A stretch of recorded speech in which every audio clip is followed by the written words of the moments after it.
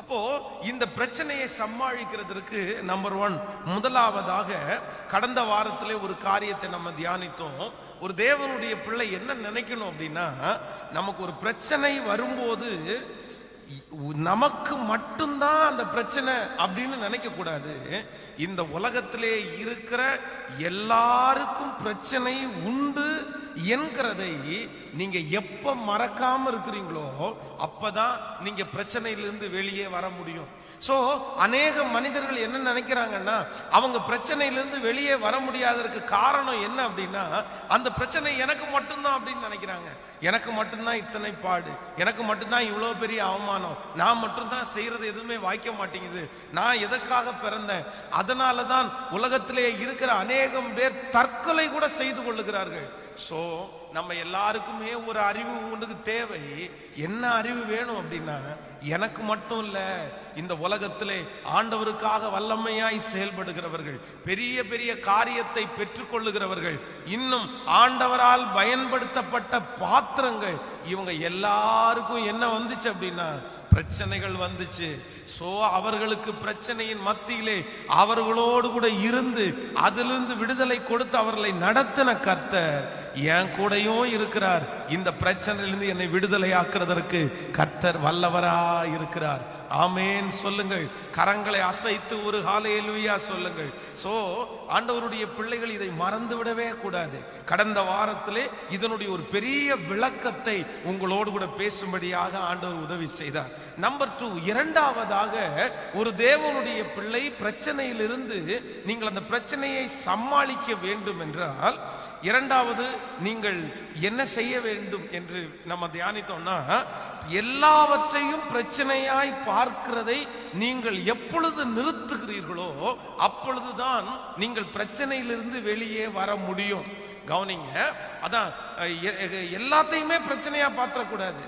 கால் தட்டுறது, அப்புறம் கை தவறி பொருட்கள் விழுகிறது, சின்ன சின்ன நஷ்டங்கள் வருகிறது, இது எல்லாமே ஒரு பெரிய பிரச்சனையா பார்த்து யாராவது ஒருத்தர் வந்து நம்மை கரெக்ட் பண்றதுக்காக அவங்க நம்மளை திட்டுறது, இல்லைன்னா ஒரு ஆபீசர் வந்து நம்மை வந்து ரூல் பண்றது, இதை எல்லாவற்றையும் பிரச்சனையாய் நீங்கள் பார்ப்பீர்களே ஆனால் ஆண்டவருடைய வேதம் சொல்லுகிறது, பிரச்சனையிலிருந்து நீங்க வெளியே வரவே முடியாது. சிலர் வந்து சாதாரணமான காரியம், அதை விட்டுட்டு போக வேண்டிய காரியம், அது ஒரு பெரிய பிரயோஜனமே இல்லை, அதனால வந்து நம்ம வந்து மன வருத்தப்பட வேண்டிய அவசியமே இல்லை. அது எல்லாருக்குமே நேச்சரா நடக்கிற சில காரியங்களை தங்களுடைய தலை மேல போட்டுட்டு, இது எனக்கு பிரச்சனை, இது எனக்கு பிரச்சனை, அதான் அதை குறித்து பெரிய விளக்கத்தை நம்ம வந்தோம். கடுகு இல்லைன்னா பிரச்சனை, தண்ணி இல்லைன்னா பிரச்சனை, அது எல்லாவற்றையும் பிரச்சனையாய் பார்க்கிறதை நீங்கள் எப்பொழுது நிறுத்துகிறீர்களோ நான் நம்புறேன் அப்பவே உங்களுடைய பாதி பிரச்சனை சரியா போயிடும். ஆமேன் சொல்லுங்கள். சத்தத்தை உயர்த்தி ஒரு ஹல்லேலூயா சொல்லுங்கள். நம்பர் 3, மூன்றாவதாக கடந்த வாரத்திலே நாம் ஒரு காரியத்தை தியானித்தோம். ஒரு தேவனுடைய பிள்ளை பிரச்சனையிலிருந்து வெளியே வருவதற்கு நீங்கள் செய்ய வேண்டிய மூன்றாவது காரியம் என்றால், ஒவ்வொரு பிரச்சனையிலையும் எனக்கு தேவையான ஏதோ ஒன்று மறைந்து இருக்கிறது என்கிறத ஆண்டவருடைய பிள்ளை அறிஞ்சுக்கணும். அப்பதான் நீங்க பிரச்சனையை நீங்கள் சமாளிக்க முடியும். இன்றைக்கு நிறைய பேர் பிரச்சனையை சமாளிக்க முடியாததற்கு என்ன காரணம் அப்படின்னா, அவங்க நினைக்கிறாங்க எல்லா பிரச்சனையும் எனக்கு தீமையா நடக்குது, அவ்வளவுதான், இது ஒரு பெரிய தீமை, இது ஒரு பெரிய ஆபத்து, என் வாழ்க்கையில இதனால எந்த லாபமும் இல்லை, இதனால நான் நஷ்டப்பட்டேன், பண நஷ்டம், மன நஷ்டம், என்னுடைய வாழ்க்கையில எத்தனையோ நஷ்டத்தை நான் பார்த்துட்டேன், இதுல எந்த லாபம் இல்லைன்னு நினைக்கிறாங்க. இல்ல இல்ல, நம்முடைய வாழ்க்கையிலே ஆண்டவர் அனுமதிக்கிற ஒவ்வொரு சூழ்நிலையிலையும் ஒவ்வொரு பிரச்சனையிலையும் நமக்கென்று ஏதோ ஒன்றை ஆண்டவர் வைத்திருக்கிறார். ஆமேன் சொல்லுங்கள். ஒருவேளை இன்று இந்த திருச்சபையில் இந்த ஆராதனையில இருக்கிற ஆண்டவருடைய பிள்ளைகளை, நீங்கள் அப்படிப்பட்ட சூழ்நிலையில நீங்கள் போய்கொண்டிருந்தால் நான் நம்புறேன் ஆண்டவர் அதுல ஏதோ ஒன்றை கர்த்தர் வைத்திருக்கிறார். ஒன்று ஆண்டவர் உங்களை படிப்பிக்க போறாரு, இல்லைன்னா ஆண்டவர் அந்த பிரச்சனையினுடைய முடிவில் உங்களை உயர்த்த போறாரு. அந்த பிரச்சனையினுடைய முடிவு நன்மையாகத்தான் முடியுமே தவிர ஒரு நாளும் தீமையாய் முடிய போவதில்லை. நம்புறவர்கள் கரங்களை தட்டி கர்த்தருடைய நாமத்தை மகிமைப்படுத்தலாம். ஹல்லேலூயா. ஹalleluya. இன்றும் கடந்த நாட்களிலே அந்த வார்த்தையை தியானித்துக் கொண்டிருக்கும் போது ஆண்டவர் இன்னொரு 3 காரியங்களை குறித்து, ஒரு தேவனுடைய பிள்ளை பிரச்சனைகளை சமாளிக்கிறதை குறித்து 3 காரியத்தை குறித்து ஆண்டவர் என்னோடு கூட பேசினார். அந்த காரியத்தை நம்ம விளக்கமாய் பார்த்து நம்ம ஜெபிக்க போகிறோம்.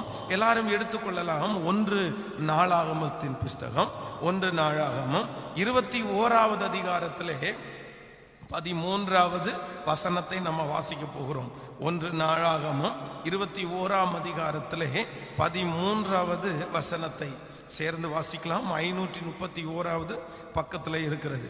அப்பொழுது தாவீது காத்தை நோக்கி, கொடிய இடுக்கண்ணில் அகப்பட்டிருக்கிறேன், இப்பொழுது நான் கர்த்தருடைய கையிலே விழுவேனாக, அவருடைய இரக்கங்கள் மகா பெரியது, மனுஷர் கையிலே விழாதிருப்பேனாக என்றான்.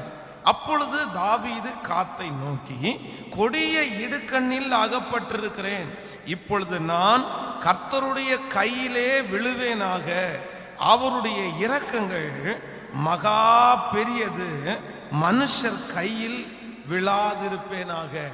ஆண்டவருடைய பிள்ளைகளே, இந்த இடத்திலே சங்கீதக்காரனாகிய தாவீது தன்னுடைய வாழ்க்கையிலே அவன் செய்த ஒரே ஒரு தவறின் மூலம் ஒரு மிகப்பெரிய ஆபத்து தன்னுடைய தேசத்திற்கு வருகிறது. ஒரு பெரிய பிரச்சனை அவனுக்கு நேராக ஆண்டவர் 3 காரியங்களை அவனுக்கு சொல்லுகிறார். 3 வருஷம் அவனுக்கு பஞ்சமும், 3 வருஷம் 3 மாதம் 3 நாள், அப்படி என்று 3 விதமான தண்டனையை அவனுக்கு முன்பாக வைத்து ஏதோ ஒரு தண்டனையை அவனிடத்துல எடுக்கும்படியாக சொல்லுகிறார். இந்த பிரச்சனையை அவன் கையாள்றதற்கு தெரியல. ஆண்டவருடைய சமூகத்துல போய், ஆண்டவரே 3 நாட்கள் கொள்ளை நோயை கொடுத்துருங்க, அவ்வளவுதான். ஆண்டவர் கொடுத்த அந்த தண்டனையிலே இந்த தண்டனை ரொம்ப சுலபமானது. 3 வருஷம் பாட அனுபவிக்கிறத விட, 3 மாதம் பாட அனுபவிக்கிறத விட, இந்த 3 நாளுன்னு நம்ம செலக்ட் பண்ணிட்டோம்னா நம்ம ஜெயிச்சிருவோம் அப்படின்னு நினைச்சு உடனே ஆண்டவரை பார்த்து, ஆண்டவரே 3 நாட்கள் அந்த பிரச்சனையை மட்டும் கொடுங்க ஆண்டவரே அப்படின்னு சொல்லாம, வேதம் சொல்லுகிறது அந்த பிரச்சனையை சமாளிப்பதற்கு சங்கீதக்காரனாகிய தாவீது எடுக்கிற ஒரு மிகப்பெரிய முயற்சி என்ன அப்படின்னா, இல்ல நான் இந்த நேரத்துல மனுஷங்க கையில விழமாட்டேன், நான் யார் கையிலே விழ போகிறேன் என்றால் கர்த்தர் கையிலே விழுவேனாக. இன்றைக்கு இந்த காலை வேளையிலே ஆண்டவருடைய பிள்ளைகளே, உங்களுடைய வாழ்க்கையிலே இருக்கிற பெரிய பிரச்சனைகளை சமாளிப்பதற்கு நீங்க கையாள வேண்டிய 4வது காரியம், உங்க பிரச்சனையை, சிலருடைய வாழ்க்கையிலே இருக்கிற சூழ்நிலைய நீங்க எவ்வளவு முயற்சி எடுத்தாலும், நீங்கள் எத்தனை ராத்திரி பகலாக நீங்கள் உழைத்தாலும், அதற்காக எந்த நபரை தேடி போனாலும் நிச்சயமா அந்த பிரச்சனையிலிருந்து உங்களை விடுதலையாக்க முடியாது. நீங்க எப்போ தேவனுடைய கரத்துல, எப்போ தேவனுடைய பாதத்துல நீங்க விழுறீங்களோ அப்பதான் உங்களுக்கு அந்த சூழ்நிலையிலிருந்து வெற்றி கிடைக்கும். எத்தனையோ பேருடைய வாழ்க்கையிலே இதை நான் சாட்சியாய் கேட்டிருக்கிறேன். அவர்களுடைய பிரச்சனையிலே பல மனிதர்களை தேடி இருக்கிறார்கள், பல உயர்ந்தவர்களை தேடி இருக்கிறார்கள், ஆனா விடுதலை கிடைக்கல. அவ்வளவுதான், இவங்கள்ட்ட போனா கண்டிப்பா விடுதலை கிடைக்கும்னு போயிருக்கிறாங்க, அவங்கள்ட்ட விடுதலை கிடைச்சதில்லை. இந்த மனுஷன் உதவி செஞ்சா அவ்வளவுதான் விடுதலை. இந்த ஒரு டைம் மட்டும் உதவி செய்யுங்க சார், இந்த ஒரே ஒரு விஷயம் மட்டும் எனக்கு ஹெல்ப் பண்ணுங்க, இந்த ஒரு விஷயம் மட்டும் என்னை தூக்கி விடுங்க, அவ்வளவுதான் நான் ரெடி ஆயிருவேன்னு ஆயிரக்கணக்கான பேர் இந்த வார்த்தையை சொல்லி இருக்கிறாங்க. ஆனா நான் நம்புறேன், ஒரு டைம் இல்ல 10 டைம் தூக்கி விட்டாலும் சிலரால நிக்க முடியல. காரணம் என்ன அப்படின்னா, உங்களுடைய வாழ்க்கையிலே இருக்கிற சில பிரச்சனையினுடைய தீர்வு நீங்க என்னைக்கு தேவனுடைய கரத்திலே, எப்ப தேவ சமூகத்துல நீங்க ஒப்புரவாகிறீங்களோ அப்பதான் உங்களுக்கு அதனுடைய விடுதலை உங்களுக்கு உண்டாகும். ஆமேன் சொல்லுங்கள். யாரோ ஒரு தேவனுடைய பிள்ளையினிடத்துல ஆண்டவர் பேசிக்கொண்டே இருக்கலாம். இங்கே தாவீது தன்னுடைய வாழ்க்கையில தன்னுடைய இருதயத்திலே நினைத்து கொண்டான், ஐயோ இந்த பிரச்சனைக்கு நம்ம வேற எந்த வழியுமே இல்லை, இது முடிவுக்கு வரணும்னா நான் எங்க போகணும் தெரியுமா? ஆண்டவருடைய சமூகத்திற்கு ஓடணும், நான் ஜெபிக்க ஆரம்பிக்கணும். இங்க இருக்கிற ஆண்டவருடைய பிள்ளைகளை, நீங்க நிறைய காணிக்கைகளை நீங்கள் கொடுக்கலாம். சிலர் அப்படிதான், ஒரு வருமானத்துல ஒரு குறைவு வரும்போது என்ன நினைக்கிறாங்க அப்படின்னா, ஒருவேளை நம்ம காணிக்கை கொடுக்காதனால குறைவு வருதோ அப்படின்னு சொல்லிட்டு காணிக்கையை கொடுத்த உடனே சரியாகும் அப்படின்னு நினைக்கிறாங்க. சிலர் அந்த எல்லாமே தடையா போயிட்டு இருக்கும் போது இந்த காரியத்தை, ஒரு ஊழியக்காரங்களுக்கு 2 பேருக்கு சட்டை பேண்ட் எடுத்து கொடுத்தா அவ்வளவுதான் நமக்கு சரியாகும் அப்படின்னு நினைக்காங்க. நான் சொல்றேன், சட்டை பேண்ட் எடுத்து கொடுக்கிறது நல்லது, உங்களுடைய காணிக்கைகளை கொடுப்பது நல்லது, எல்லாமே ஒரு பகுதியாக இருந்தாலும் உங்களுடைய பிரச்சனையிலிருந்து தீர்வு வர வேண்டும் என்றால் நீங்க காணிக்கை கொடுக்கறதுனாலயோ, நீங்க சாப்பாடாக்கி போடுறதுனாலயோ, நீங்க ஒரு ட்ரெஸ் எடுத்து கொடுக்கறதுனாலயோ அல்ல. நான் நம்புறேன், நீங்க என்றைக்கு தேவ சமூகத்துல வந்து உங்க கையில விழுற ஆண்டவரே, உங்க பாதத்துல நான் முழங்கால் படியிடுறேன்னு நீங்க எப்ப சொல்றீங்களோ அப்பொழுதுதான் பிரச்சனைக்கு தீர்வு காலம் வரும். எத்தனை பேர் ஆமோதிக்கிறீர்கள்? பலரை என்னுடைய ஊழியத்துல நான் பார்த்திருக்கிறேன், கடினமாய் உழைக்கிறார்கள். அதான் ஒரு பயங்கரமான ஒரு கடன் பிரச்சனையில இருக்கிற ஒரு நபரை சந்தித்தேன். அவர் ஃபர்ஸ்ட் அவரை சந்திக்கும் போது அவர் கடன்ல தான் இருந்தாரு. 3 வருடங்கள் தாண்டினதற்கு பிறகு திரும்பவும் அவர் கடன் பிரச்சனையில தான் இருந்தாரு. அப்போ ஒரு நாள் அவர் அழுதாரு. அழுதுட்டே சொன்னாரு, பாஸ்டர் 3 வருஷமா நான் வந்து இரவு பகலாய் உழைக்கிறேன். காலையில் ஒரு இடத்துல வேலைக்கு போறேன், 12,000 ரூபாய் சம்பளம் கிடைக்கும். அதே நேரத்தில் நைட்டு ஒரு இடத்துல வேலைக்கு போறேன், நைட்டு 9 மணிக்கு போனா 1 மணி வரைக்கும் வேலை செய்வேன். 1 மணியிலிருந்து காலையில் 6 மணி வரைக்கும் தான் எனக்கு தூங்குற நேரம். அதற்கு பிறகு மறுபடியும் எந்திரிச்சு ரெடியாகி திருப்பி 9 மணிக்கு வேலைக்கு ஜாயின் பண்ணுவேன். ஆனா இந்த 3 வருஷமா இவ்வளவு தூரம் நான் உழைச்சும் என் வாழ்க்கையில வந்து அந்த கடன்ல இருந்து என்னால வெளியே வர முடியல, அந்த தேவையை என்னால சந்திக்க பண்ண முடியவே இல்லை. அப்ப நான் ஒரே ஒரு விஷயம் சொன்னேன், பிரதர் நீங்க நைட் ஷிஃப்ட் போறதை முதல்ல நிப்பாட்டுங்க. அந்த 12,000 ரூபாய் சம்பளமா ஆண்டவர் அதை ஆசீர்வதிக்க வல்லவர். நீங்க ஒண்ணு மட்டும் பண்ணுங்க, ஆண்டவருடைய சமூகத்திற்கு வாருங்க. ஆண்டவர் உங்களை எதிர்பார்க்கிறார். ஆண்டவருடைய சமூகத்தில் ஜெபிக்க ஆரம்பிங்க, அவருடைய கையில விழுங்க. என் வாழ்க்கை உங்க கையில தான் ஆண்டவரே இருக்குது, என் உயர்வு உங்க கையில தான் ஆண்டவரே இருக்குது. நான் பிரயாசப்படுறதுனால இல்ல, நான் வேலை செய்யறதுனால இல்ல, நீங்க ஆசீர்வதிச்சீங்கன்னா நிச்சயமா நான் வெற்றி அடைவேன்னு சொல்லி கர்த்தர் சமூகத்துல விழுங்க அப்படின்னு சொல்லி அந்த ஆலோசனையை அந்த தேவ மனுஷன் ஏற்றுக்கொண்டார். சரி பாஸ்டர் நான் வேணா அப்படி செய்யறேன் அப்படின்னாரு. அதற்கு பிறகு ரெகுலரா ஆண்டவரை ஆராதிக்கிறதுக்காக வருவார். ஒவ்வொரு நாளும் ஜெபிக்க ஆரம்பித்தார். ஆண்டவருடைய பிள்ளைகளே, நம்பவே முடியல, ஒரு மிகப்பெரிய ஆச்சரியம். 2 வருஷத்துக்கு முன்னாடி வந்த அந்த தீபாவளியில அவருடைய ஓனர் அவரை கூப்பிட்டு, நீ கிட்டத்தட்ட 10 ஆண்டுகளாக வந்து எனக்கு வேலை செய்யற, இந்த 10 வருஷத்துலயும் உங்ககிட்ட ஒரு தீமை கூட நான் பார்க்கல, அதனால உனக்கு நான் ஏதாவது செய்யணும்னு விரும்புறேன் அப்படின்னு கேட்டாராம். உடனே அவர் சொன்னாராமா, சார் எனக்கு ஒண்ணுமே பிரச்சனை இல்லை சார், கிட்டத்தட்ட ஒரு 2.5 லட்சம் ரூபாய் கடன் இருக்கு சார், அது முடிச்சா போதும் அப்படின்னாங்களாமா.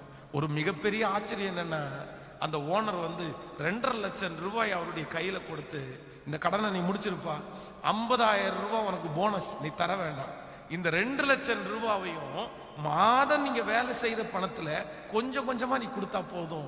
அவ்வளோ பெரிய அற்புதத்தை செய்து இன்றைக்கு கடனே இல்லாமல் வாழ்வதற்கு ஆண்டவர் உதவி செய்திருக்கிறார். நம்புறவங்க கரங்களை தட்டி கர்த்தருடைய நாமத்தை மகிமைப்படுத்துங்க. சோ இங்க இருக்கிற யாரோ ஒரு சில இடத்துல ஆண்டவர் என்ன பேசுறாரு அப்படின்னா, உங்க பெரிய பிரச்சனைய நீங்க சமாளிக்கணும்னா சில சூழ்நிலையை நம்மளால சமாளிக்க முடியாது. நம்ம பலசாலிகளா இருக்கிறதுனால நம்மளால சமாளிக்க முடியாது, நம்மிடத்துல பணம் இருக்கிறதுனால நம்ம சமாளிக்க முடியாது, நமக்குள்ள தைரியம் இருக்கிறதுனால நம்ம சமாளிக்க முடியாது. நம்ம எங்க வரணும் அப்படின்னா, ஆண்டவரே உங்க கையில நாங்க விழுறோம், ஆண்டவரே நீர் கட்டளையிட்டார் எல்லாமே நடக்கும். ஆமேன்னு சொல்லுங்க. உங்க 2 கைகளை மேல வானத்துக்கு நேராய் உயர்த்தி ஆண்டவரிடத்துல சொல்லுங்க, ஆண்டவரே என் பிரச்சனையிலிருந்து, என் சூழ்நிலையிலிருந்து உம்மை தவிர வேற யாரும் என்னை விடுதலையாக்க முடியவே முடியாது. சொல்லுங்க, அப்பா பார்த்து, ஆண்டவரே உம்முடைய கரத்திலேயே நான் விழுறேன்.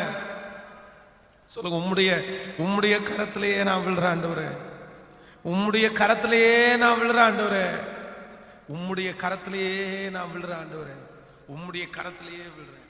ஸோ வேதத்துல கூட நமக்கு பரிசுத்தவான்கள் காண்பிக்கிற ஒரு மிகப்பெரிய வழி என்ன அப்படின்னா, நெகேமியாவை குறித்து வேதம் சொல்லுகிறது. நெகேமியா தைரியசாலியான ஒரு மனிதன் தான். தன்னுடைய தேசத்தை விட்டு புறப்படும் போது, தான் வேலை செய்த இடத்தை விட்டு புறப்படும் போது ராஜாவினுடைய கண்கள் அவனுக்கு தயவு கிடைச்சது உண்மைதான். அவன் கேட்ட எல்லாவற்றையும் ராஜா அவனுக்கு கட்டளையிட்டது உண்மைதான். ராஜாவுக்கும் அவனுக்கும் தொடர்பு இருந்ததுக்கு அப்புறம் கூட அலங்கத்தை கட்டுறதற்கு அவன் எடுத்துக்கொண்ட ஒரு மிகப்பெரிய முயற்சி, ஆண்டவரே, சன்பலாத் எனக்கு விரோதமாக எழும்பி இருக்கிறான், தொபியா எனக்கு விரோதமாக எழும்பி இருக்கிறான், கேஷம் என்கிற மனிதர்கள் எழும்பி இருக்கிறாங்க. எத்தனையோ பேர் எழும்பினாலும் எனக்கு விடுதலை கொடுக்கிறவர், எங்கள் கண்கள் உண்மையே நோக்கி கொண்டிருக்கிறது. இந்த பொல்லாத மனுஷங்களுடைய கையில் இருந்து உண்மையல்லாமல் வேறு யாரும் எங்களை உயர்த்த முடியாதுப்பா. சோ அதுதான் ஒரு மிகப்பெரிய வெற்றியின் அடையாளம். ஆமேன் சொல்லுங்கள். நீங்கள் ஆதியாகமத்திலே 32ஆம் அதிகாரம் 24வது வசனத்தை வாசிக்கும் போது அந்த இடத்துல யாக்கோபு அந்த இடத்துல சொல்கிறார். 32ஆம் அதிகாரத்திலே நம்ம 24வது வசனத்தை நம்ம வாசிக்கும் போது 24வது வசனம், யாக்கோபு பிந்தி தனித்திருந்தான். அப்பொழுது ஒரு புருஷன் பொழுது விடியும் மட்டும் அவனோடே போராடி அவனை மேற்கொள்ளாததை கண்டு அவன் தொடை சந்தை தொட்டான். அதனால் அவருடனே போராடுகையில் யாக்கோபின் தொடை சந்து சுளுக்கிற்று. அவன், நான் போகட்டும், பொழுது விடுகிறது என்றான். அதற்கு அவன், நீர் என்னை ஆசீர்வதித்தாலே ஒழிய உம்மை போக விடமாட்டேன் என்றான். அவர், உன் பேர் என்ன என்று கேட்டான். யாக்கோபு என்றான். அப்பொழுது அவர், உன் பேர் இனி யாக்கோபு எனப்படாமல் இஸ்ரவேல் எனப்படும், தேவனோடும் மனிதனோடும் போராடி மேற்கொண்டாயே என்றார். கையை உயர்த்தி ஒரு ஹல்லேலூயா சொல்லுங்க.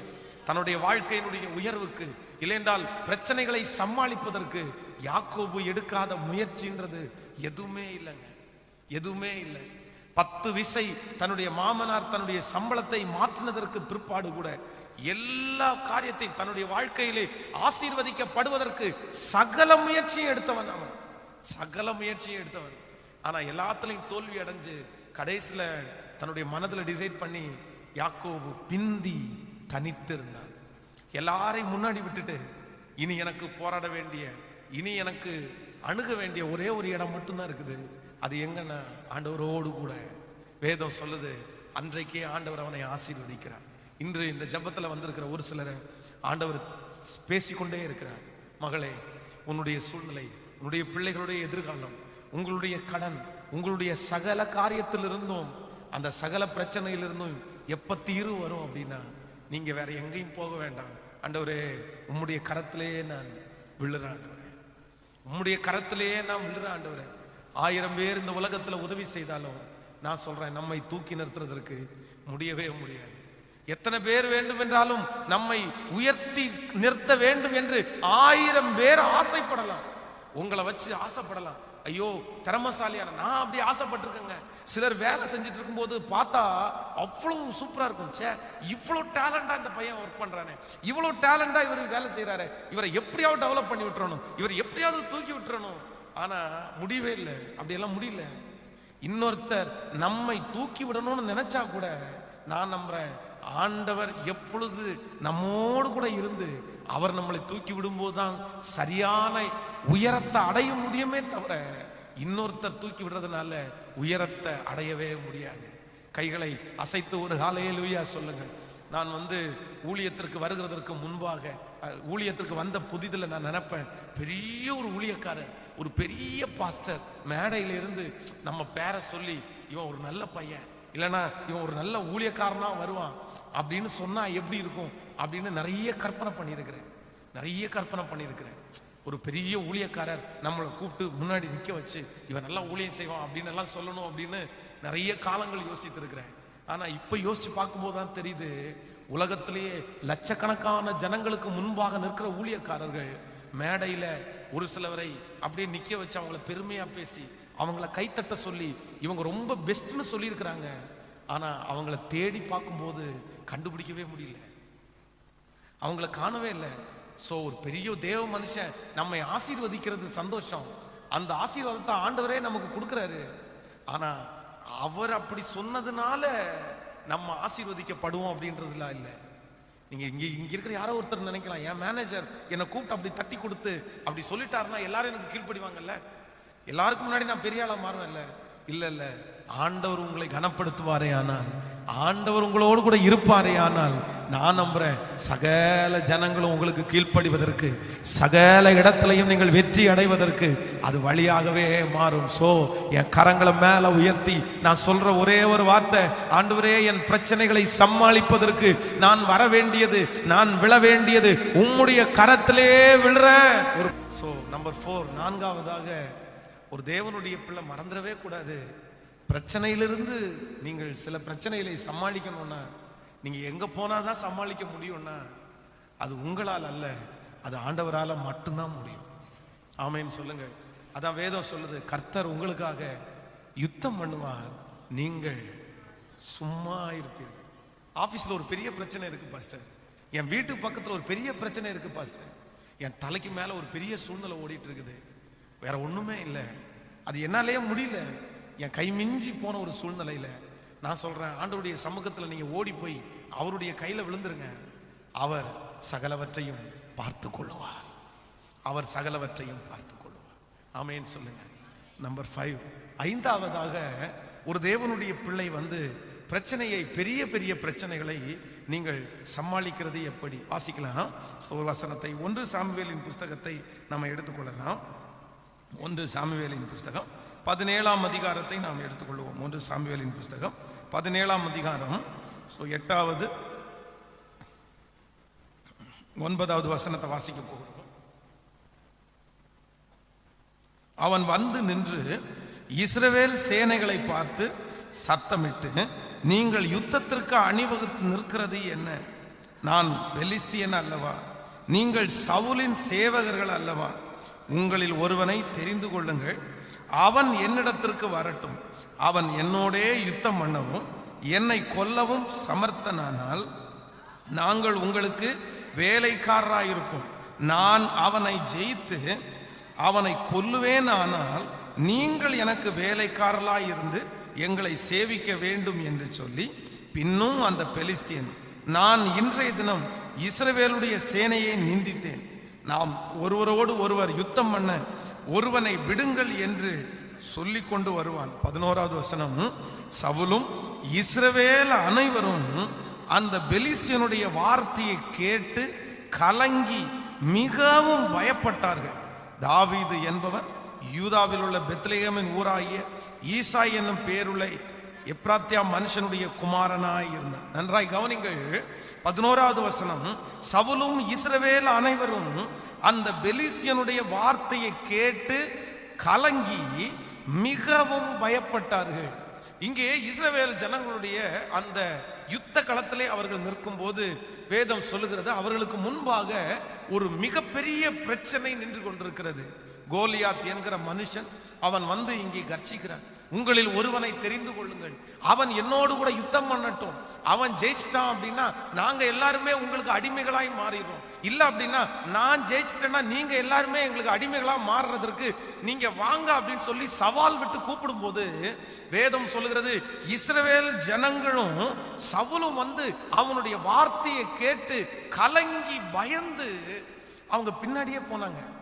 சோ பிரச்சனையின் நடுவிலே ஒரு தேவனுடைய பிள்ளை, எப்பொழுது நீங்கள் அந்த பிரச்சனையை பார்த்து பயப்படுகிறீர்களோ நீங்க கண்டிப்பா அந்த பிரச்சனையிலிருந்து நீங்க வெற்றி அடையவே முடியாது. நீங்க ஒன்று நினைத்துக் கொள்ளுங்கள், ஐந்தாவதாக உங்களுக்கு சுற்றி இருக்கிற சூழ்நிலையிலிருந்து நீங்கள் ஜெயிக்க வேண்டும் என்றால் அந்த பிரச்சனை எவ்வளவு பெரிதாக இருந்தாலும் அந்த பிரச்சனையை பார்த்த உடனே உங்களுக்குள்ளே ஒரு பயம் என்கிற ஒன்றை நீங்கள் ஆரம்பித்து அதை வளர்த்து விடாதிருங்கள். ஒரு நிமிஷம் அப்படி வரலாம், அந்த சூழ்நிலையை பார்த்த உடனே ஐயோ ஒரு மிகப்பெரிய பிரச்சனைக்குள்ள நம்ம போறோமே அப்படின்னு நீங்க நினைச்சாலும் அடுத்த நிமிஷத்திலிருந்து இல்ல இல்ல என் கூட இருக்கிறவர் பெரியவர், என்ன அழைச்சவர் பெரியவர், நான் பயப்பட வேண்டிய அவசியம் இல்லைன்னு நீங்க எப்பொழுது அந்த பிரச்சனையை தைரியமாய் நீங்கள் எதிர்கொள்கிறீர்களோ அப்பதாங்க விடுதலையை பெற்றுக்கொள்ள முடியும். அதான் இந்த கொரோனா வார்டுல இருந்த நிறைய பேர் வெளியில வந்தவங்க, அவங்க எல்லாரும் சொல்ற ஒரே ஒரு சாட்சி என்ன தெரியுமா? டாக்டர் சொல்ற சாட்சி கூட என்ன சாட்சி சொல்ல தெரியுமா? அவங்க சொல்றாங்கன்னா, ட்ரீட்மெண்ட் எல்லாம் ஒண்ணுமே இல்லை சார், மாத்திரை மருந்தெல்லாம் ஒண்ணுமே இல்லை சார், ஒன்னே ஒண்ணு, பயப்படாம தைரியமா அவங்க கொடுக்குற சாப்பாட்டை நல்லா சாப்பிட்டுட்டு சந்தோஷமா இருந்தாலே போதும், அந்த வியாதி உங்களை ஒண்ணுமே பண்ணாது, அந்த வியாதி உங்களை ஒண்ணுமே செய்யாது. நான் சொல்றேன், அந்த உலகத்தான் சொல்ற வார்த்தை மட்டும் இல்ல, ஆண்டவர் வேதத்துல எழுதி வைத்திருக்கிறாரு. உங்களுடைய சூழ்நிலையை பார்த்து பிரச்சனையை ஜெயிக்க வேண்டும் என்று ஆசைப்படுகிறவர்கள் ஒரு நாளும் பிரச்சனையை பார்த்து நீங்க பயப்படாதீங்க. தாவீதிற்கும் அங்கே இருந்த சவுல் ராஜாவுக்கும், இல்லைன்னா தாவீதிற்கும் அங்கே இருந்த அத்தனை படை தளபதிகளுக்கும் இருந்த ஒரு மிகப்பெரிய வித்தியாசம் என்னன்னா, இவர்களால் அந்த பிரச்சனையை சமாளிக்கவே முடியல. அந்த பிரச்சனை 40 நாளா சவால் விட்டுட்டு இருக்குது. ஆனா ஒருத்தருக்கு கூட அந்த அந்த சவால்களை வந்து சந்திக்கணும்ன்ற ஒரு தைரியம் கூட வரல. காரணம் என்னன்னா, அந்த பிரச்சனையை பார்த்த உடனே இவங்க பயந்துட்டாங்க. அவனுடைய தலை சீராவை பார்த்தோன்னு பயந்துட்டாங்க, அவனுடைய கேடகத்தை பார்த்தோன்னு பயந்துட்டாங்க, அவனுடைய கையில இருக்கிற ஈட்டியை பார்த்தோன்னு பயந்துட்டாங்க, அவனுடைய உயரத்தை பார்த்தோன்னு பயந்துட்டாங்க. இன்றைக்கு இந்த ஜெபத்துல இருக்கிற தேவனுடைய பிள்ளையை நீங்கள் அப்படித்தான். ஒருவேளை உங்களுக்கு முன்பாக இருக்கிற அந்த பெரிய சூழ்நிலையை பார்த்து ஒவ்வொன்றாய் உங்களுடைய கண்கள் போய் இது ரொம்ப பெரிய பிரச்சனை, ரொம்ப பெரிய பிரச்சனை அப்படின்னு நீங்க நினைச்சிட்டு இருப்பீங்கன்னா, ஆவியானவர் உங்களோட பேசுற வார்த்தை வேற எதுவுமே இல்லை. இல்ல, என்றைக்கு அந்த பிரச்சனையை பார்த்து நீங்க பயப்படுறது நிறுத்துறீங்களோ, அப்பவே அதிலிருந்து வெளியே வருவதற்கு ஒரு வழியை நீங்க எடுத்து வைத்தீங்கன்னு அர்த்தம். ஆமேன் சொல்லுங்கள். பசிபிக் பெருங்கடல்ல அர்ஜென்டினா என்கிற இடத்திலிருந்து ஒரு மீனவர் வந்து அந்த மீன் பிடிக்கிறதுக்காக பிரயாணம் பண்ணியிருக்கிறார். 30 days 30 நாட்கள் வந்து அந்த கடலுக்குள்ளே இருந்து ஒரு சின்ன போட்டு எடுத்துட்டு போயிட்டு மீன் பிடிக்கிறதுக்காக கிளம்பி இருக்கிறார். அவரோட சேர்த்து இன்னொருத்தரையும் அவர் கூட்டிட்டு போயிருக்கிறாரு. ஆனா இவங்க எதிர்பாராத விதமா ஒரு பெரிய, இது நடந்த சம்பவம், எதிர்பாராத விதமா ஒரு பெரிய காற்று அடித்து இவர்களை பல கிலோமீட்டர் தூரம் அவங்களை கொண்டு போயிருச்சு.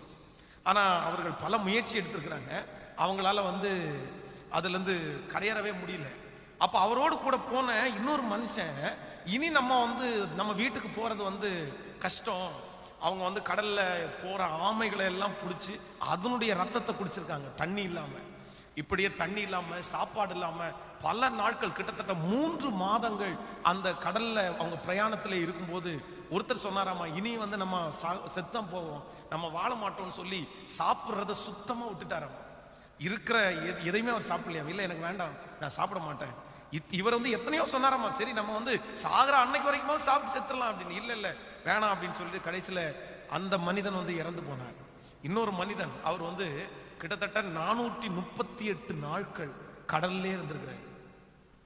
ஒரு வருஷத்திற்கு மேல அந்த 438 நாட்கள் தாண்ட வரைக்கும் அந்த தனி ஒரு மனுஷனா அந்த கடல்ல இருந்து அந்த கிளைமேட் எல்லாத்தையுமே பொறுத்துக்கிட்டு தன்னுடைய தண்ணி இல்லாம தன்னுடைய யூரினை குடிச்சாராம்.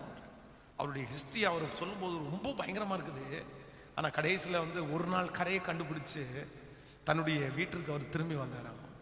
அவருடைய ஹிஸ்டரியில இன்னும் அவருடைய புத்தகம், அவர் ஒரு பெரிய புத்தகமாகவே எழுதப்பட்டிருக்கிறது அவருடைய வாழ்க்கை சரித்திரம். அப்போ நான் நம்புறேன் ஆண்டவருடைய பிள்ளைகளே, ஒரு அந்த மனிதன் ரட்சிக்கப்பட்டாரா, அந்த மனிதனுக்கு எந்த நம்பிக்கை இருந்துச்சுன்னு எனக்கு தெரியல. ஆனா 438 நாள் தனி ஒரு மனிதனாய், யாருக்குமே சுத்தி எல்லா இடங்களிலும் தண்ணி, ஆனா அந்த தண்ணீரை குடிக்கவே முடியாது. அந்த கடல்ல இருக்கிற கிளைமேட் தான் இருக்கிறதுல ரொம்ப மோசமான ஒரு கிளைமேட். அந்த கிளைமேட்டையும் அந்த தண்ணீரையும் குடிச்சிட்டு தன்னுடைய வாழ்க்கையை ஜீவனம் பண்ணி தைரியத்தோட கடந்து வந்து தன்னுடைய குடும்பத்தை பார்க்க முடியுமானால், நான் நம்புறேன் இன்று காலை வேளையில உங்களுக்கு எவ்வளவு பெரிய பிரச்சனை இருந்தாலும் ஆண்டவர் சொல்றாரு, நீங்க பயப்படாம மட்டும் இருந்துட்டீங்கன்னா போதும், அந்த பிரச்சனையை நீங்க சுலபமாய் சமாளிக்க முடியும். நான் சொல்றேன், நம்ம பயப்படாம இருக்கிறதுக்கு ஒரு மிகப்பெரிய காரணம் என்னன்னா, நம்ம கூட ஆண்டவர் இருக்கிறார் என்கிற நம்பிக்கை யாரிடத்துல எல்லாம் இருக்கிறதோ அவர்கள் கண்டிப்பாக பயப்படவே மாட்டார்கள், அவர்கள் எதற்கும் அஞ்ச மாட்டார்கள். என் தேவன் என்னோடு கூட இருக்கிறார், அவர் என்னை நடத்துவார் என்கிற ஒரு நம்பிக்கை. அதனால உங்களுடைய மனது பயத்தினால நிரம்பி வந்திருக்கலாம். பாஸ்டர், இந்த கடந்த 6-7 மாதங்களாக லாக்டவுன் ஆனதுனால என்னுடைய எல்லாமே என்னை விட்டு போயிடுச்சு, எனக்கு சரியான வேலை இல்லை, எனக்கு வருமானம் இல்லை, எனக்கு இனி என்ன செய்வோம் என்கிற பயம் உங்களுக்குள்ள இருக்குமானால் ஆண்டவர் சொல்லுகிறார், இல்லை எல்லாருமே தைரியப்படுங்க, ஆண்டவர் நமக்கு ஒரு பெரிய விடுதலை கொடுக்க. கையை மேல உயர்த்தி ஆண்டவரிடத்துல சொல்லுங்க, அந்த தைரியம் எனக்கு வரட்டும் என்று சொல்லுங்க. சத்தத்தை உயர்த்தி கோலியாத்தை தாவீது ஜெயிப்பதற்கு மிகப்பெரிய காரணம், அந்த கோலியாத்தை பார்த்த உடனே எல்லாரும் பயப்பட்டாலும் தாவீது அந்த கோலியாத்தை பார்த்து பயப்படவே இல்லை. அந்த கோலியாத்தை பார்த்து பயப்படவே இல்லை. தானியேலுடைய தீர்க்க தரிசன புஸ்தகத்தை எடுத்து வாசித்து பார்ப்பீர்களானால் அதுலயும் வேதம் சொல்லுகிறது, சிங்க கபிலை இன்னும் ஒரு சில நாட்களுக்குள்ளாக சிங்க கபிக்குள்ளாக நீங்க போறீங்க அப்படின்னு அத்தனை பேரும் சுற்றி இருக்கிற அவனோடு கூட வேலை செய்த எல்லாருமே அவனை பார்த்து சொல்லிட்டா இருந்தாங்க. அதான் ஒவ்வொருத்தரும் கிண்டல் பண்ணிப்பாங்க, நக்கல் பண்ணிப்பாங்க. இன்னும் உனக்கு 5 நாள் தான் இருக்கு, இன்னும் உனக்கு 4 நாள் தான் இருக்குது, இன்னும் ஒரு 3 நாள் தான் இருக்குது. என்னென்னமோ சொன்னதுக்கு அப்புறமும் தானியேலுக்குள்ள சிங்க கெபியை குறித்து ஒரு சின்ன பயம் கூட வரவே இல்லை. சின்ன பயம் கூட வரவே இல்லை. வேதம் சொல்லுது, முன்பு அவன் ஜெபித்து வந்தபடியே தன்னுடைய நாட்டிற்கு முன்பாக அவர் தன்னுடைய அந்த ஜன்னலை திறந்து வச்சு அவன் முன்பு ஜெபித்து வந்தபடியே ஜெபித்தானோ. ஃபர்ஸ்ட் என்ன ஜெபம் பண்ணானோ அதே ஜெபம் பண்ணான். என் தேசத்தை கண்ணோக்கி பாருங்கப்பா, என் தேசத்தை விடுதலை ஆக்குங்கப்பா. தன்னுடைய பிரச்சனைக்காக ஜெபம் கூட அவன் பண்ணல. அதான் நான் அடிக்கடி சொல்லுவேன், தன்னுடைய பிரச்சனைக்காக ராஜாவினிடத்துல போய் எனக்கு ஒரு சிபாரிசு ஒண்ணு பண்ணுங்கன்னு கூட அவன் கேட்கல. அவ்வளவு தைரியமா இருந்ததுனால வேதம் சொல்லுது, சிங்கங்கள் அவனை சேதப்படுத்தாதபடி கர்த்தர் அவனை கிருபையாய் பாதுகாத்து கொண்டார். ஹல்லேலூயா. சாத்ராக், மேஷாக், ஆபேத்நேகோ கர்த்தரை தெய்வம் என்று முழக்கமிட்டவர்கள் 7 மடங்கு அக்கினி சூளையை அதிகமாக்கும் போது கூட அவர்களுக்குள்ள ஒரு பயமும் வரவே இல்லை. இருந்தாலும் ஆண்டவருக்காக, மடிந்தாலும் ஆண்டவருக்காக அந்த பிரச்சனையை சந்தோஷத்தோட, மகிழ்ச்சியோட, பலத்தோட எதிர்கொண்டாங்க. ஆண்டவர் சொல்றாரு, 4வது நபராய் அந்த அக்கினி சூளைக்குள்ள கர்த்தர் உலாவனாரா இல்லையா? கர்த்தர் உலாவனாரா இல்லையா? இன்றைக்கு இந்த ஆராதனையில தீர்க்க தரிசனமாய் சொல்லுகிறேன், நீங்கள் பயந்து கொண்டிருக்கிற அந்த காரியத்துல ஆண்டவர் உங்களிடத்துல சொல்றாரு, நீ தைரியமாயிரு, நீ விசுவாசம் உள்ளவனாயிரு. நீ அந்த காரியத்தை குறித்து பயப்படாதே, அந்த சூழ்நிலை குறித்து பயப்படாதே, அந்த வேலையை குறித்து, அந்த வேதனையை குறித்து, இல்லையென்றால் உன்னுடைய வாழ்க்கையில இருக்கிற அந்த வியாதியை குறித்து பயப்பட வேண்டியதில்லை. நம்மோடு கூட இருக்கிற தேவன் அதிலிருந்து நம்மை காப்பாற்ற வல்லவரா இருக்கிறார். நம்புறவங்க மட்டும் கையை மேல உயர்த்தி சத்தமா சொல்லுங்க, ஆண்டவரே நீர் என்னோடு கூட இருக்கும் போது நான் பயப்பட வேண்டியது இல்லை என்று சொல்லுங்கள். அப்பா பார்த்து சொல்லுங்க, ஆண்டவரே நான் பயப்பட மாட்டேன், ஆண்டவரே நான் பயப்பட போறது இல்லப்பா. நான் இந்த சூழ்நிலை பார்த்து நான் பயப்பட போறதில்லை. என் மீட்பர் என்னை நடத்துவதற்கு வல்லவராய் இருக்கிறார். ஹல்லேலூயா. கைகளை உயர்த்தி ஒரு ஹல்லேலூயா சொல்லு. வேதம் சொல்லுகிறது, தீர்க்கதரிசனுடைய உதவியாளர் வந்து சொல்றாரு, ஐயரே நம்ம அவ்வளவுதான் போயிட்டோம், நம்மை சுற்றி நிறைய ரதங்கள் குதிரை வீரர்களுமா நிற்கிறாங்க, அவ்வளோதான் நம்மளை எல்லாரையும் கொண்டு போறாங்க. ஆனால் அந்த நேரத்தில் தீர்க்கதரிசி சொல்கிறார், அவர்களோடு இருப்பவர்களை பார்க்கலும் நம்மோடு இருப்பவர்கள். நீங்கள் ஒவ்வொரு பரிசுத்தவான்களையும் நீங்கள் எடுத்து வாசி பாருங்க. அவங்களிடத்துல இருந்து நம்ம பிரச்சனையை அவங்க எப்படி தான் சமாளிச்சாங்கன்னா ஒன்னே ஒன்று மட்டும்தான். அவங்க முதல்ல பிரச்சனையை பார்த்து என்ன பண்ணலை அப்படின்னா பயப்படவே இல்லை. நீங்கள் பயப்படுவீர்களே ஆனால் உங்களுக்கு பாதி பலன் அதிலே குறைஞ்சிடும். அதனால தயவு செய்து எல்லாருக்குள்ளேயும் ஒரு விசுவாசத்தை வளர்த்தி, அதான் கர்த்தர் நமக்கு பயத்தின் ஆவியை கூடாமல் பலமும் அன்பும் தெளிந்த புத்தியுமுள்ள ஆவியை கர்த்தர் கொடுத்திருக்கிறார். ஹல்லேலூயா. கைகளை அசைத்து ஒரு ஹல்லேலூயா சொல்லுங்க. அதான் நான் வந்து ஒரு ஹிஸ்டரி ஒன்று வாசித்தேன். அப்பொழுது இதற்கு முன்பாக இந்த கொரோனா வைரஸ் போல இதற்கு முன்பாக ரபேலா அப்படின்னா அந்த ஒரு வியாதி வந்திருக்கு. அந்த வியாதியில ஒரு சிபிஎம் திருச்சபையிலே சேர்ந்த ஒரு ஊழியக்கார அம்மா, அவங்க மட்டும் கிட்டத்தட்ட 10,000 பேரை அந்த வியாதியிலிருந்து சுகப்படுத்துறதுக்கு ஊழியம் செஞ்சிருக்கிறாங்க. 10,000 கணக்கான பேரை அந்த வியாதியிலிருந்து அவங்க வெளியே கொண்டு வந்திருக்கிறாங்க. அவங்க கூடயே இருந்து அவங்களுக்கு உதவி செய்து அவர்களுக்கு எல்லா பணிவிடைகளையும் செய்து அவங்களை கொண்டு வந்திருக்காங்க. ஆனா அன்றைக்கு இருக்கிற நாட்களில் இந்த கொரோனாவை விட அந்த வியாதி வந்து மிக கொடுமையான வியாதி. அன்னைக்கு மீடியா இல்லை, இன்னைக்கு மீடியா இருந்ததுனால இது ரொம்ப பெருசு பண்ணிட்டாங்க. ஆனா 10,000க்கு மேல ஆட்களை அவங்க சுகப்படுத்தியிருக்காங்க. அப்ப அவங்க கீழே எழுதும் போது ரொம்ப அழகா அவங்க எழுதி முடிச்சாங்க, கிறிஸ்து எனக்கு ஜீவன், சாவு எனக்கு ஆதாயம். இந்த ஒரே ஒரு தைரியமான வார்த்தை தான் என்னை கடைசி வரைக்கும், அவ்வளவுதான், மரிச்சா ஆண்டவருக்காக மரிச்சிருவேன், சேவை செஞ்சுட்டே மரிச்சிருவேன். அவங்க மரிக்கல, 10,000 பேரை உயிரோட எழுப்பி ஆண்டவருக்காக பெரிய ஊழியம் செய்துதான் மரித்தார்கள். ஆமேன்னு சொல்லுங்க. அதனால இங்க இருக்கிற நிறைய பேர் ஆண்டவர் அழைக்கிறாரு. எதை குறித்தும் பயப்பட வேண்டிய அவசியமே இல்லை. பிரச்சனையை பார்த்த உடனே நான் சொல்ல போறேன், அது எவ்வளவு பெருசா இருந்தாலும் நான் பயப்பட மாட்டேன், என் கூட கர்த்தர் இருக்கிறார். ஆமேன். ஹல்லேலூயா. காற்று வீசட்டும், கடல் பொங்கட்டும், காற்று வீசட்டும், கடல் பொங்கட்டும், எனது நங்கூரம் இயேசு இருக்கிறார் எனது நங்கூரம், இயேசு இருக்கிறார். பயப்பட மாட்டேன், நான் பயப்பட மாட்டேன். சொல்லுங்க, பயப்பட மாட்டேன், நான் பயப்பட மாட்டேன். இயேசு என்னோடு இருப்பதனால், இயேசு என்னோடு இருப்பதனால், இயேசு என்னோடு. ஒரு வீச கூட சொல்லுவோம், காற்று வீசட்டும், கடல் பொங்கட்டும். நம்பிக்கையோடு பாடுங்க.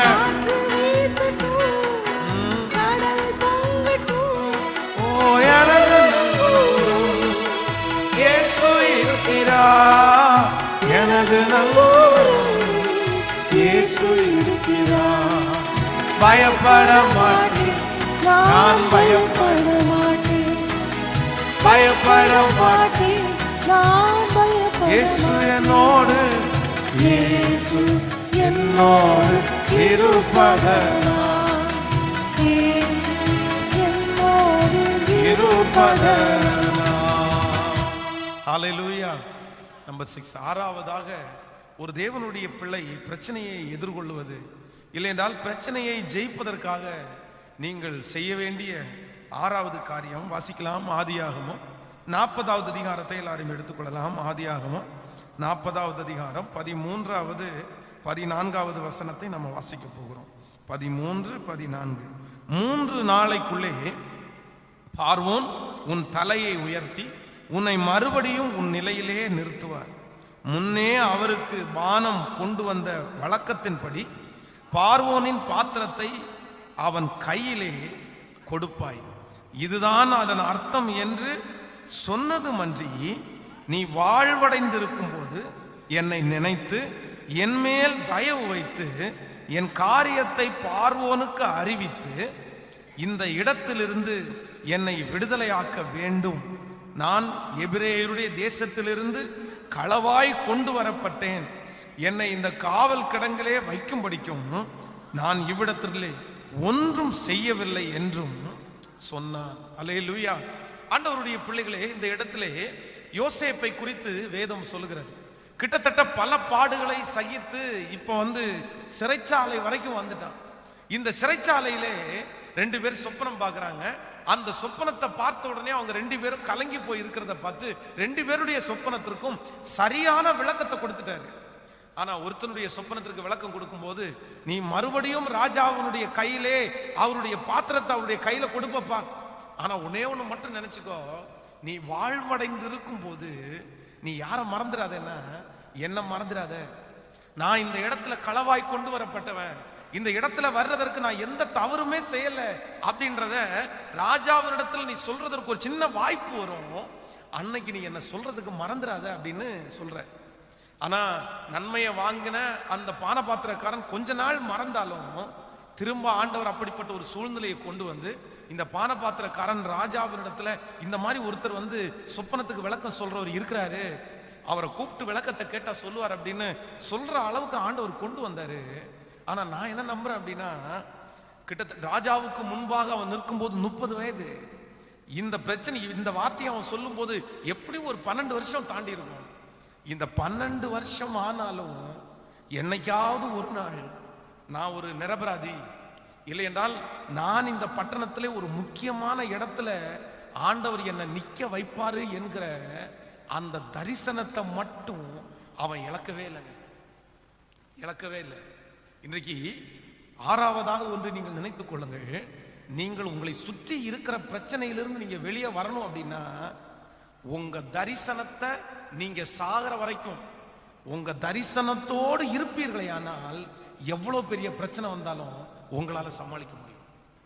ஆனா நீங்க தரிசனத்தை மறந்துட்டீங்கன்னா, தரிசனத்தை விட்டுட்டீங்கன்னா, லக்க மறந்துட்டீங்க அப்படின்னா உங்களால பிரச்சனைய சமாளிக்க முடியவே முடியாது.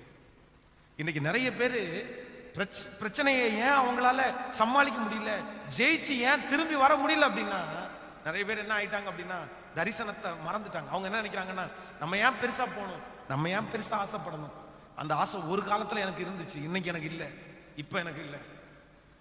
அவர்கள் ஆரம்பிக்கும் போது, அந்த வேலையை ஆரம்பிக்கும் போது, அந்த தொழிலை ஆரம்பிக்கும் போது, அந்த விசுவாச ஓட்டத்தை ஆரம்பிக்கும் போது பெரிய கற்பனையோட, பெரிய தரிசனத்தோட, பெரிய லொக்கோட தான் ஆரம்பிச்சிட்டாங்க. ஆனா போராட்டங்களையும் சோதனைகளையும் பார்த்த உடனே நிறைய பேர் என்ன முடிச்சிட்டாங்கன்னா, அந்த தரிசனத்தை முடிச்சிட்டாங்க. அந்த தரிசனத்தை க்ளோஸ் பண்ணிட்டாங்க. இனி பெரிய ஆள் ஆகணுன்ற விருப்பம் எனக்கு இல்லை, இனி பெரிய ஊழியம் செய்யணுன்ற விருப்பம் எனக்கு இல்லை. அந்த தரிசனத்தை என்றைக்கு குறைத்தார்களோ அன்றைக்கு முதல்ல அவங்க பிரச்சனையிலிருந்து ஜெயிக்கிற ஜெயமும் அவர்களுக்கு குறைந்து போயிட்டு. நான் ஆண்டவருடைய சமூகத்துல, இந்த பலிபீடத்துல ரொம்ப தாழ்மையாய் ஆண்டவருடைய சமூகத்துல நான் சொல்லிக்கொண்டே இருக்கிறேன். உண்மையிலே எத்தனையோ சூழ்நிலைகள், எத்தனையோ பிரச்சனைகள் என்னை சுற்றி நிற்கும் போது என்னை ஜெயிக்க பண்ணது என்ன அப்படின்னா, இல்ல இல்ல உன்னுடைய ஓட்டம் ரொம்ப பெருசுப்பா, உன்னுடைய ஊழியம் ரொம்ப பெருசுப்பா, உன்னுடைய லக்கு ரொம்ப பெருசு, நீ பெரிய இடத்துல லட்சக்கணக்கான பேருக்கு முன்பாக நீ நிற்க வேண்டியவன். அதனால இந்த பிரச்சனையெல்லாம் பார்த்து நீ சோர்ந்து போகாத, நீ எழும்பி நில், கர்த்தர் உனக்கு பலன் தருவார். அந்த தரிசனத்தை நினைக்கும் போது, அந்த லக்கை என் கண்ணுக்கு முன்னாடி கொண்டு வரும்போது, இப்ப கடந்து போகிற பிரச்சனையெல்லாம் ஜெயிச்சிட முடியும்ன்ற நம்பிக்கை எனக்குள்ளே வருகிறது. இன்றைக்கு இந்த ஜபத்துல இருக்கிற ஆண்டவருடைய பிள்ளையே, இங்க இருக்கிற யாராவது ஒருத்தர் தரிசனத்தை மறந்து விட்டீர்களா? உங்களுடைய லக்கு என்ன? நீங்க காலடி எடுத்து வைக்கும் போது நீங்க எதை நினைச்சு நீங்க காலடி எடுத்து வச்சீங்க? ஒரு பெரிய இடங்களிலே, பெரிய ஸ்தானங்களிலே நிற்கணும்னு ஆசைப்பட்ட பல பிரச்சனைகளை பார்த்து இன்னைக்கே இத்தனை பிரச்சனையை பார்க்கிறோம், இனியும் எவ்வளவு பெரிய பிரச்சனையை பார்க்க போறோம்னு சொல்லிட்டு உங்க தரிசனத்தை குறைத்து கொண்ட யாராவது இங்க இருப்பீங்க அப்படின்னா, நான் சொல்றேன், யோசேப்புக்கு தரிசனத்தை கொடுத்தது அவன் அல்ல, யோசேப்புக்கு தரிசனத்தை கொடுத்தது கர்த்தர். உங்களுக்கும் தரிசனத்தை கொடுத்தது கர்த்தர். உங்களுக்குள்ள அப்படிப்பட்ட ஒரு லக்க வச்சது ஆண்டவர் தான் உங்களுக்குள்ள வச்சிருக்கிறாரு. ஆண்டவர் உங்களுக்குள்ள வச்சிருக்கிறதுனால நான் நம்புறேன், எத்தனை புயல் வந்தாலும் உங்களை அதிலிருந்து மீட்டு கொண்டு போகிறதற்கு கர்த்தர் வல்லவரா இருக்கிறார். சோ நான் எனக்கு குறித்திருக்கிறத அவர் எனக்கு நிறைவேற்றுவார். என் தரிசனத்தை மட்டும் நான் ஒரு நாள் என்ன பண்ண மாட்டேன்னா குறுக்கிக் கொள்ளவே மாட்டேன். ஹல்லேலூயா. கைகளை அசைத்து ஒரு ஹல்லேலூயா சொல்லு.